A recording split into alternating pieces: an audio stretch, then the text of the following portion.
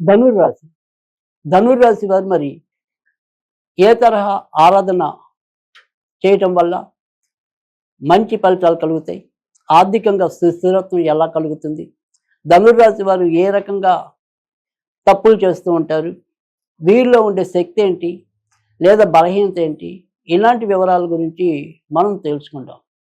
ధనుర్రాశికి అధిపతి గురుడు అవుతున్నాడు, మరి లాభాధిపతి శుక్రుడు అవుతున్నాడు. మనం అంతకుముందు కూడా మరి గురు శుక్రులు ఇద్దరికీ కూడా మరొక వీడియోలో శత్రుత్వం ఉండదు, అది శత్రుత్వం ఉంటుంది, ఒకరు రాక్షసుల గురువు మరొకరు దేవతల గురువు అని కూడా మనం తెలుసుకుని ఉన్నాం. అందుకని ఇక్కడ సాధారణంగా ధనుర్రాశి వారికి వచ్చేప్పటికీ ఏదైనప్పటికీ కూడా శుక్రుడు వీరికి మేలు చేయటం అనేది తక్కువగా ఉంటుంది. అందువల్ల మరి శుక్రుడికి సంబంధించిన ఆరాధన వీరికి మరింత మేలు చేయడానికి అవకాశం ఉంది. మరి గురు శుక్రుల కాంబినేషన్లో ఎలాంటి ఆరాధన చేస్తే మంచిది అనేది కూడా తెలుసుకుందాం. శుక్రుడు వీరికి 6వ ఇంటివాడు, తర్వాత మరి 11వ ఇంటివాడు ధనుర్రాశి వారికి అవటం చేత సాధారణంగా స్త్రీ మూలకమైన శత్రుత్వాలు లేదా స్త్రీల యొక్క సలహాల్ని అమితంగా పాటించటం వల్ల కూడా ఇబ్బందులు తెచ్చుకోవడానికి అవకాశం ఉంటుంది.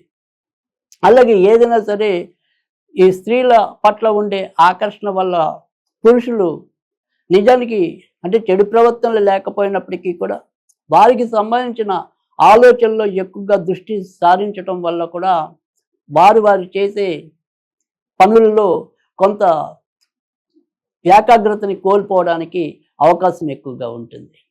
కనుక ఏదైనప్పటికీ కూడా స్త్రీల వల్ల వీరికి శత్రుత్వాలు, స్త్రీల వల్లే వీరికి ఎక్కువగా నష్టాలు కలుగుతాయి. సరే, మరి పురుషులకి ఈ రకంగా ఉంటే గనక ధనుర్రాశిలో పుట్టిన స్త్రీలకి వచ్చే ఇబ్బంది ఏంటి అనేది గనక చూసుకున్నట్టయితే గనక ధనుర్రాశిలో పుట్టే స్త్రీలకి వారి యొక్క జీవిత భాగస్వామి వల్ల ఇబ్బందులు ఎదుర్కోవటం. అంటే జీవిత భాగస్వామి ఏదో రకంగా వారి యొక్క నడవడిక అనుకోండి, లేదా వారికి ఉండే వ్యసనాలు అనుకోండి, వీటి వల్ల వీరికి సరైన సుఖశాంతులు లేకపోవటం అనేది కూడా ధనుర్రాశిలో ఉండే స్త్రీలు ఎదుర్కొనే సమస్యగా ఉంటుంది. అంటే ఎటు తిరిగి ఎటు చూసినా కూడా వీరికుండే వ్యసనాలు, బలహీనతల వల్లే ఎక్కువగా ఇబ్బంది పడే సూచనలు అయితే గనక మరి ధనుర్రాశి వారికి ఎక్కువగా ఉంటాయి. మరి ఇలాంటి ఇబ్బందుల నుంచి బయటపడడానికి, ఇంట్లో అందరి మధ్య కూడా మానసిక శాంతి కలగడానికి, ఆర్థికంగా సుభిక్షంగా ఉండాలి అంటే మరి ధనుర్రాశి వారు ఏ తరహా ఆరాధన చేసుకోవటం వల్ల మంచి జరుగుతుంది అనేది కనుక చూసినట్టయితే ఖచ్చితంగా వీరు భువనేశ్వరి దేవినే వీరు కూడా కొలవటం అనేది మంచి ఫలితం ఇవ్వటం అనేది ఉంటుంది. ఇంకా తర్వాత ఏదైనా సరే అంటే నెక్స్ట్ ఆప్షన్గా అయితే కనుక సుబ్రహ్మణ్య స్వామిని పూజించడం వల్ల కూడా మంచి జరగడానికి ఉంటుంది. కనుక ధనుర్రాశి వారు ఏదైనా సరే ఇటు సుబ్రహ్మణ్య స్వామికి సంబంధించింది లేదా భువనేశ్వరి దేవికి సంబంధించింది కానీ పూజలు చేసుకున్నట్టయితే కనుక మంచి ఫలితాలు రావడానికి అవకాశం ఉంటుంది. అయితే భువనేశ్వరి దేవి కన్నా కూడా సుబ్రహ్మణ్యేశ్వర స్వామి అనేప్పటికీ అందరికీ పరిచయం ఉన్న స్వామి, అలాగే ఎక్కువ మంది ఇళ్లలో కొలువై ఉండే స్వామి కూడా ఆయనే కనుక, అలాగే భువనేశ్వరి దేవి దశమహా విద్యల్లో ఒకరుగా ఇంతకుముందు మరొక వీడియోలో కూడా ఆవిడ్ని ఏ రకంగా ఆరాధించుకోవచ్చో మనం తెలుసుకున్నాం.